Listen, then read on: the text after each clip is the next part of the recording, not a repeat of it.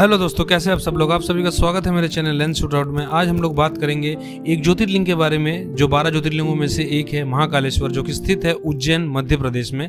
हम लोग बात करेंगे वहाँ पे कैसे पहुँचते हैं और फिर उसके बाद वहाँ के कहाँ रहने का व्यवस्था है। उसके बाद बात करेंगे कि वहाँ पे खाने पीने का कितने का खर्चा है और वहाँ पे आसपास के कौन कौन से जगह हैं जो घूम सकते हैं। वीडियो में डायरेक्टली एंटर करते हैं बिना कोई समय नष्ट किए हुए। तो चलिए दोस्तों, समझते हैं सबसे पहले आप उज्जैन पहुंचेंगे कैसे। तो उज्जैन पहुंचने के लिए दो रास्ता है। आप भारत के किसी भी कोने से ट्रेन या फ्लाइट लेकर उज्जैन पहुंच सकते हैं। उज्जैन में पहुंचने के लिए आपको इंदौर, जो नियरेस्ट एयरपोर्ट है, वहां।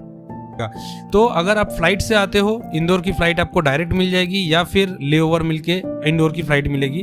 इंदौर उतरते ही आपको वहां से उज्जैन की दूरी जो है 56 किलोमीटर है, जो कि आप वाया बस भी कर सकते हो या फिर वाया कैब भी कर सकते हो। रास्ता बहुत ही शानदार है। 56 किलोमीटर मोटा मोटी मान के चलिए 1.5 से 2 घंटे में आप पहुंच जाओगे।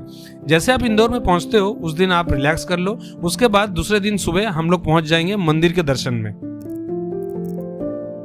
ऐसा तो आप जब उज्जैन में पहुंचोगे आपको उज्जैन में रहने के लिए बहुत सारे ऑप्शंस मिल जाएंगे, कम में मिल जाएंगे, डॉर्मेट्रीज मिलेंगे, और अगर रिलैक्स मतलब आप थोड़ा लग्जरी में रहना चाहते हो तो वैसे भी मिलेगा।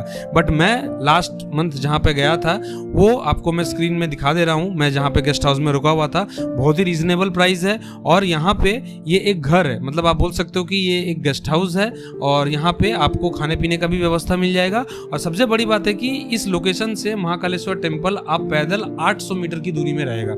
तो अगर आप जो है यहाँ रहोगे तो आप सुबह सुबह मतलब 4 बजे या 5 बजे जब कपाट खुलती है, टाइमिंग आपको स्क्रीन में दिख रहा होगा, जब ये कपाट खुलती है तो आप पहले जाके दर्शन कर सकते हैं।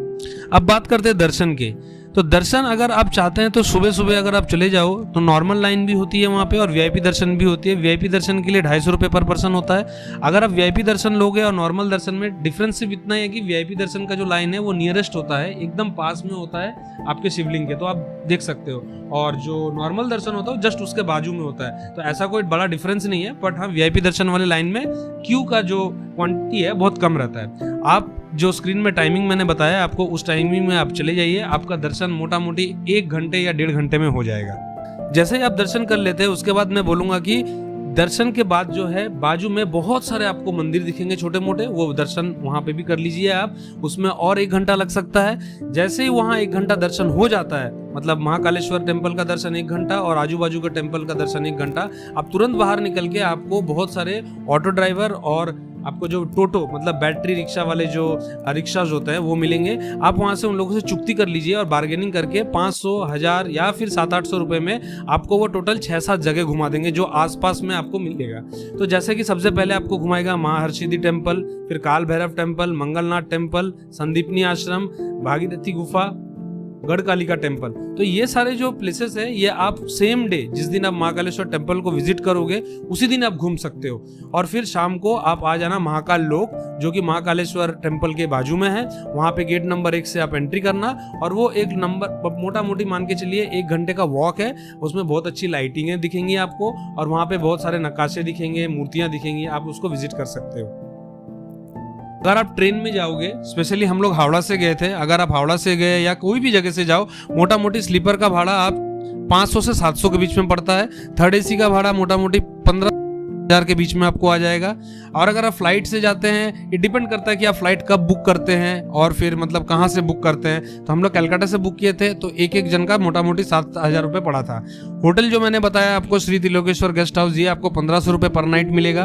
और खाने का, तो खाने का जो है बॉस ये आपके ऊपर होता है कि मतलब आप कैसा खाना चाहेंगे। आप अगर लग्जरियस खाना खाना चाहते तो 500 से 1000 रुपये पर प्लेट पड़ेगा, या फिर 200 से 500 के बीच में पर पर्सन एक दिन का खाना वहां पे खा सकता है।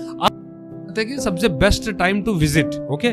तो बेस्ट टाइम ऐसा कुछ नहीं होता है। देखिए, अगर आपके साथ बच्चे हैं तो मैं बोलूंगा कि गर्म वाले जो काल है वहाँ पे अवॉइड करें, क्योंकि वहाँ पे जो गर्मी थोड़ी ज़्यादा होती है। तो आप थोड़े ठंडियों में, जैसे मान लीजिए सितंबर अक्टूबर के बाद विजिट कीजिए और हार्डली मार्च, बस मार्च से लेके सितंबर तक का विजिट ना करें। बट ऐसा कोई नहीं, अगर आप यंगस्टर है, कपल्स है, यू डोंट हैव किड्स, तो आप जा सकते हो और वहाँ पे आप विजिट कर सकते हो। थैंक यू दोस्तों। इतना छोटा वीडियो आपको कोई भी नहीं देगा बना के, और ये एकदम पॉइंट टू पॉइंट वीडियो बना है। अगर आपको अच्छा लगे तो लाइक करना, सब्सक्राइब मन करे तो करना, या फिर दोस्तों के साथ शेयर करें ताकि ये लेटेस्ट वीडियो सबके पास पहुंचे और उन्हें गाइडेंस मिल जाए। धन्यवाद दोस्तों।